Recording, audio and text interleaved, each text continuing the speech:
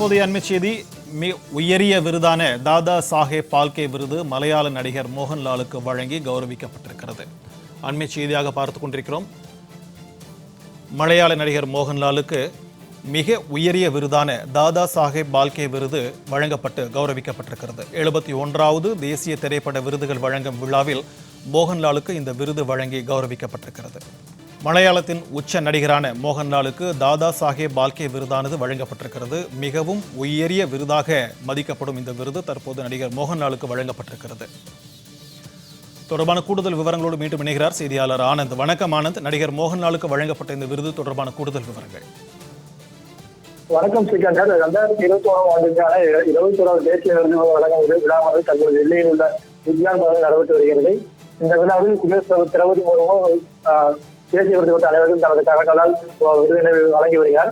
இந்த நிலையில் இந்திய சினிமாவில் உயரிய விருதான தாதா சாஹேப் பால்கே விருது மலையாள நடிகர் மோகன்லாலுக்கு தற்போது வழங்கப்பட்டிருக்கிறது. தெலுங்குலையும் 40 ஆண்டுக்கு மேலாக ஒரு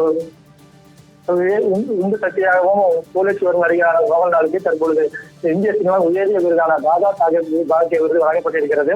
1980ஆம் ஆண்டு மலையாள சினிமா நடிக்க தொடங்கிய மோகன்லால் அதனைத் தொடர்ந்து 400க்கும் மேற்பட்ட படங்களை நடித்திருக்கிறார். தமிழ், தெலுங்கு, கன்னடம், மலையாளம் உள்ளிட்ட மொழிகளில் 400க்கும் மேற்பட்ட படங்களை நடித்திருக்கிறார். இவரது புலிமுருகன் திரைப்படம் தான் மலையாள சினிமாவில் முதல் 100 கோடி வசூல் செய்த படமாக பறிக்கப்படுகிறது.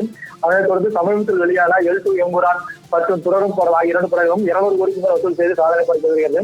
அது மட்டுமன்றி தமிழிலும் திரைச்சாலை, இருவர், வில்லா உள்ளிட்ட படங்கள் நடித்து தனது அவரிவரும் நடிப்பு திறமையால் மலையாள மக்களுமின்றி சினிமா ரசிகர்களுக்கு மிகப்பெரிய ஒரு உந்து சக்தியாகவும் ரசிக்கப்படும் நடிகராக இருக்கும் மோகன்லாலுக்கு தற்பொழுது குடியரசுத் தலைவர் திரௌபதி முர்மு தனது கரங்களால் இந்திய சினிமா உயரிய விருதான தாதா சாஹேப் பால்கே விருதை வழங்கியிருக்கிறார்.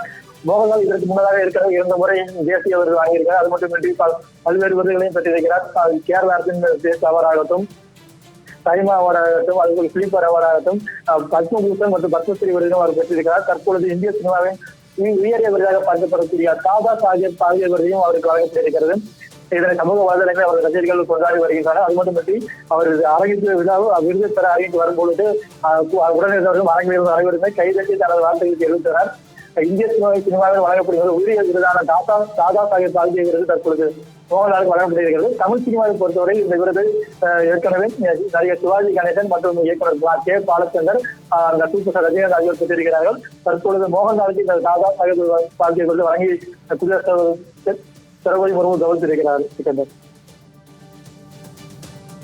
விரிவான தகவல்களுக்கு நன்றி ஆனந்த்.